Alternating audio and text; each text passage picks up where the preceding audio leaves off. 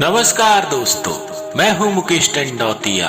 आज मैं आपके लिए एक लेख लेकर आया हूं जिसका शीर्षक है मंदिर जाने के लाभ। आजकल के युवाओं को अपने पूर्वजों की बातें याद कर अपनी दिनचर्या में मंदिर जाना सर्वप्रथम जोड़ लेना चाहिए, क्योंकि इसके कई प्रकार के लाभ होते हैं जिसे साइंस या वैज्ञानिक भी मान्यता देते हैं। मंदिर जाने से हमें ईश्वर की भक्ति के अलावा कई प्रकार के लाभ मिलते हैं। मंदिर जाने से हमारा हर सुबह ब्रह्म मुहूर्त में जागने का नियम बनता है। सुबह की ये प्राण वायु हमारे मन, मस्तिष्क तथा फेफड़ों को स्वस्थ करती है और उठते ही हम अपने नित्य कर्म जैसे उषापान, शौच, दंत धावन, स्नान आदि से निवृत्त हो जाते हैं। पास के मंदिर पैदल जाने से हमारा भ्रमण एवं व्यायाम हो जाता है तथा उगते हुए सूर्य भगवान की दिव्य लालिमा का अवलोकन हो जाता है।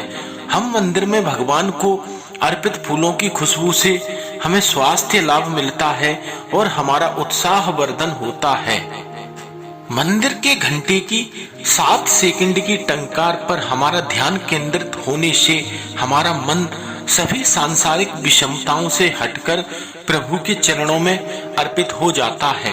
मंदिर में अर्पित भिन्न भिन्न फूलों के विविध रंगों से हमारे अंतर मन को सुकून मिलता है।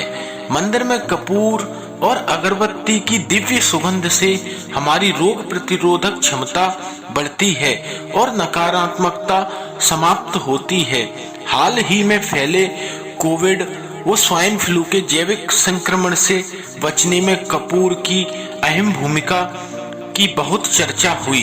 मंदिर में अपने जीवन के उद्देश्यों को दोहराते हैं और ईश्वर से सफलता का आशीर्वाद मांगते हैं।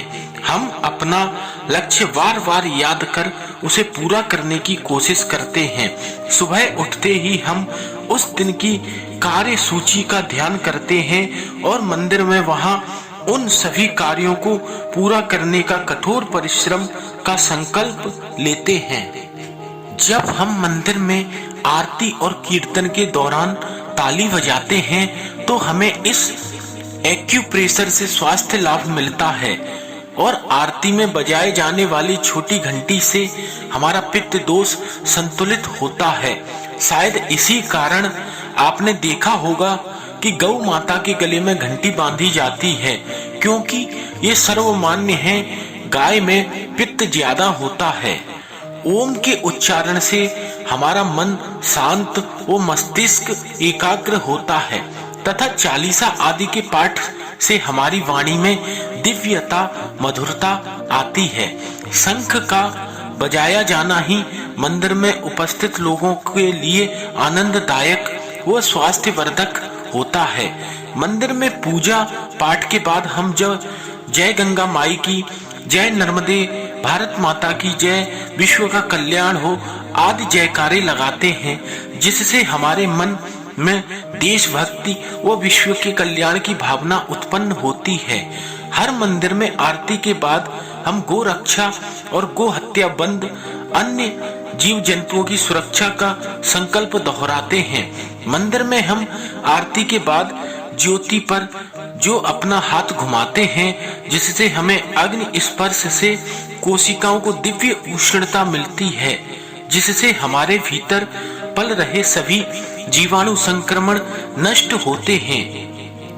आरती की ज्योति पर हाथ फेरने के बाद जब ऊष्म हथेलियों को हम अपनी आंखों पर मलते हैं तो यह गर्माहट से हमारी आंखों के पीछे की सूक्ष्म रक्त वाहिकाओं को खोल देती है और उनमें ज्यादा रक्त प्रवाहित होने लगता है, जिससे हमारी आंखों की रोशनी तेज होती है। ज्योति पर हथेली रखना हमारे द्वारा सभी भूल चूक का प्रायश्चित है। पूजा पाठ करने के पश्चात जब हम दंडवत होकर अपना माथा धरती पर लगाते हैं तो हमारा घमंड चूर चूर होकर धरती में समाहित हो जाता है। मंदिर में भगवान के दर्शन के बाद हमें जो चरणामृत मिलता है वो चरणामृत एक दिव्य पेय प्रसाद होता है जिसे गाय के दूध, दही, शहद, मिश्री, गंगाजल, तुलसी आदि से बनाकर विशेष प्रकार धातु के बर्तन में रखा जाता है। आयुर्वेद के मुताबिक यह चरणामृत हमारे शरीर के तीनों दोषों को संतुलित करता है। मंदिर में पूजा अर्चना के बाद जब हम भगवान की मूर्ति की परिक्रमा करते हैं, पूरे ब्रह्मांड की देवीय ऊर्जा गर्भ स्थान के शिखर पर विद्यमान धातु के कलश से प्रवाहित होकर ईश्वर की मूर्ति के नीचे दबाई गई धातु पिंड तक जाती है और धरती में समा जाती है। गर्भ स्थान की परिक्रमा के दौरान हमें इस ब्रह्मांडीय ऊर्जा से लाभ मिलता है। मंदिर की भूमि को सकारात्मक ऊर्जा का वाहक माना जाता है। यह ऊर्जा श्रद्धालुओं के पैर के जरिए ही प्रवेश कर सकती है, इसलिए हम मंदिर के अंदर नंगे पांव जाते हैं।